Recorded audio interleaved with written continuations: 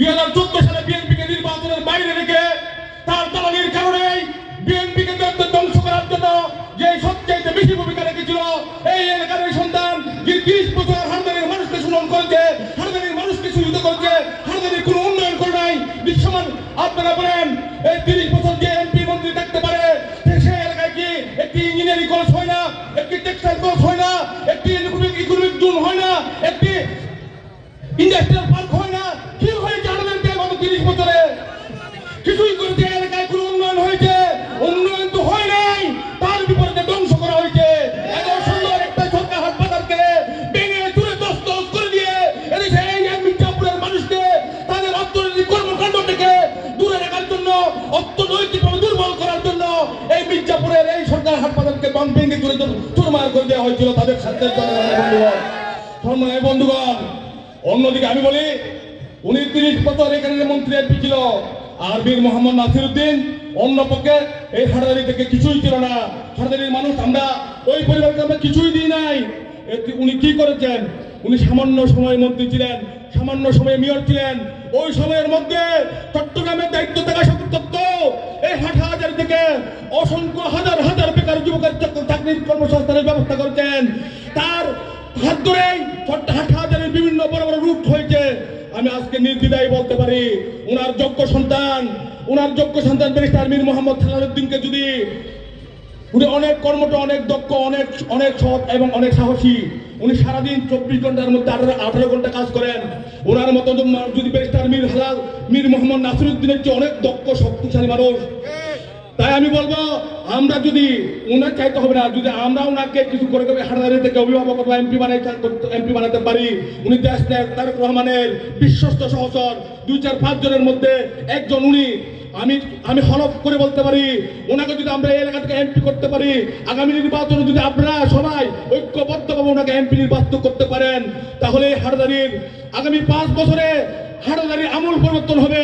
আমি হলফ করে বলতে পারি বাংলাদেশের মধ্যে একটি মডেল হাটাদারি হিসেবে উনি পরিণত করবেন আপনাদের হাটাদারিকে। যে কথা বলেন সেই কাজ করেন। আপনারা যারা হয়তো তারা ওয়াদা দেন সেই কাজ যে কোনো কিছুর বিনিময়ে উনি করে আনেন।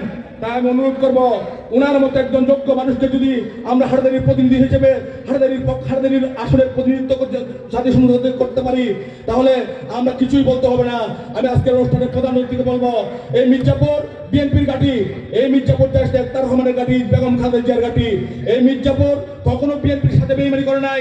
যখন এই নির্বাচন হয়েছে সর্বোচ্চ ভোট মির্জাপুরের মানুষ, মির্জাপুর ইউনিয়নের মানুষ সর্বোচ্চ ভোট দিয়ে বাংলাদেশ জাতীয় দলকে নির্বাচিত করেছে। কিছু কুলাঙ্গার ছাড়া, কিছু পেশিস্ট ছাড়া সবাই বিএনপিকে ভালোবাসে। আমি প্রধান অতিথিকে বলবো আপনি আমাদের প্রিয় নেতা ব্যারিস্টার মীর মোহাম্মদ সালাউদ্দিন আমাদেরকে বলেন মির্জাপুর ওনার সেকেন্ড হোম, ওনার বাড়ি মিরারহাট, আমাদের এখানে ওনার সেকেন্ড হোম। উনি চারিয়া মাদ্রাসা ওনার আব্বা সহ উনি চারিয়া মাদ্রাসায় যখন ছোট ছিল তখন 7 বছর থেকে উনি আমাদের মহাদ্দেশ হুজুরের কবর জিয়ারত করতে আসতো। উনি সেকেন্ড হোম হিসেবে যেটাকে মানে সবাইকে বলে, ওনাকে যদি আমরা নির্বাচিত করতে পারি, ওনাকে যদি এমপি বানাতে পারি, উনি নিশ্চিত মন্ত্রী হবে। আর হাটহাজারির মধ্যে সবচাইতে বেশি উন্নয়ন এই মির্জাপুরে হবে বলে আমি মনে করি ইনশাআল্লাহ। তাই আমি বলবো আপনারা যারা এর সামনে উপস্থিত হয়েছেন, আপনারা সহ যারা বাইরে রয়েছেন, আপনাদের আত্মীয় স্বজন সবাইকে বলবেন এখান থেকে ব্যারিস্টার মীর মোহাম্মদ সালাউদ্দিনকে নির্বাচিত করার জন্য যা যা করা দরকার আপনারা, আমি মনে করি আমাদের দায়িত্ব কর্তব্য আমরা ওনাকে সংসদে পাঠাবো। আর উনি আমরা চাইতে হবে না, উনি আমাদের জন্য আমরা গত 30 বছরে যা পাইনি তার চেয়ে আগামী 5 বছর ইনশাআল্লাহ অনেক বেশি পাবো বলে আমি মনে করি। আরেকটি কথা বলতে চাই, এই প্রেসিডেন্ট হাসিনা গত 5 তারিখে চলে গেলেও তার দূষণের এখনো ষড়যন্ত্রে লিপ্ত। আমি শুনতেছি এখানে যে সন্ত্রাস আদাবাস আগে এখানে জিম্মি করে রেখেছিল তারা নাকি এখনো বৈঠক মিটিং করে হোয়াটসঅ্যাপ গ্রুপ খুলে বিভিন্ন ষড়যন্ত্র করছে। আমি বলতে চাই আপনাদের নেত্রী প্রেসিডেন্ট হাসিনা পালিয়ে ইন্ডিয়াতে গিয়ে তাদের বহুরাষ্ট্র ইন্ডিয়াতে গিয়ে এদেশের বিরুদ্ধে, এদেশের মাটি ও মানুষের বিরুদ্ধে, এদেশের স্বাধীনতা সার্বভৌমত্বের বিরুদ্ধে ষড়যন্ত্র করছে। আমরা যদি আপনাদের মতো সাধারণ জনগণ যদি ঐক্যবদ্ধ থাকি সেই ষড়যন্ত্রের বীজ দাঁতকে আমরা চিরতরে বাংলাদেশ থেকে উপরে বলবো। সেই জন্য আপনাদেরকে ঐক্যবদ্ধ থাকার উদাত্ত আহ্বান জানিয়ে আমি আমার বক্তব্য শেষ করছি। ধন্যবাদ সবাইকে।